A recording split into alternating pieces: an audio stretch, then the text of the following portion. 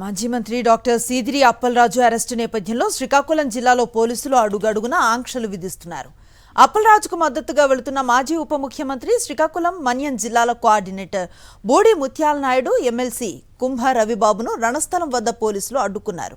ఎచ్చర్ల నియోజకవర్గ మాజీ ఎమ్మెల్యే గొర్లె కిరణ్ కుమార్ను జిఆర్పురం పోలీసులు ఆయన నివాసంలో హౌస్ అరెస్ట్ చేశారు. దీంతో జిల్లాలో పలు చోట్ల ఉద్రిక్త పరిస్థితులు నెలకొన్నాయి.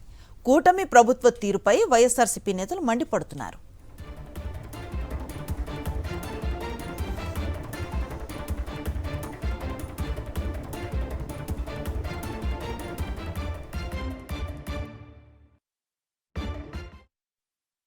పరిశీలిద్దాము, పరామర్శిద్దామని వలస బయలుదేరితే అర్ధాంతరంగా రణస్థలం దగ్గర పోలీస్ డిపార్ట్మెంటు రోడ్డు దగ్గర నిర్బంధించి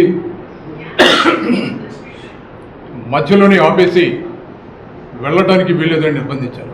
మమ్మల్నే కాదు, ఈ జిల్లా వ్యాప్తంగా ఉన్నటువంటి అన్ని నియోజకవర్గాల్లో వైఎస్ఆర్ కాంగ్రెస్ పార్టీ నాయకత్వాన్ని రణస్థలంలో, టెక్కలలో, ఆముదాల వలసలో, నర్సీపట్నంలో, అన్ని నియోజకవర్గాలలో, నరసన్నపేటలో అన్ని నియోజకవర్గాలలో ప్రధానమైనటువంటి నాయకత్వాన్ని మొత్తాన్ని కూడా నిర్బంధించారు.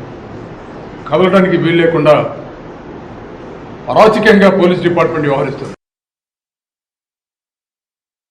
మన జిల్లాలో ఇంతవరకు ఇలాంటి అరాచకాలు కానీ ఇలాంటి వ్యక్తిగత కసిలు కానీ తీర్చుకునే పరిస్థితులు ఈ జిల్లాలో ఏనాడు జరగలేదు. ఒక కొడుకు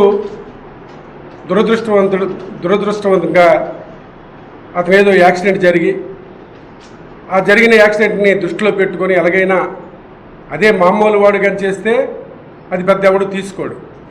అది ఒక 41 నోటీస్ ఇచ్చి స్టేషన్ పంపించి వెంటనే అన్నింటికి పంపించే కార్యక్రమం డిపార్ట్మెంట్లో జరుగుతూ ఉంది.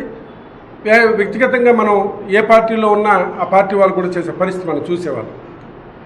ఓన్లీ ఇది వ్యక్తిగతంగా అప్పలరాజు అనే వ్యక్తిని టార్గెట్ చేసుకొని, వాళ్ళ కుటుంబాన్ని టార్గెట్ చేసుకొని వాళ్ళని ఎలాగైనా హింసించాలని ఒక ఆలోచనతో ఈరోజు స్థానికంగా ఉన్న ఎమ్మెల్యే అక్కడ తీసుకున్న నిర్ణయాలు ఎలాంటివో మనం చూస్తూ ఉన్నాం. మరిన్ని అప్డేట్స్ కోసం ఛానల్ను సబ్స్క్రైబ్ చేయండి. నోటిఫికేషన్స్ కోసం బెల్ ఐకాన్ పై క్లిక్ చేయండి.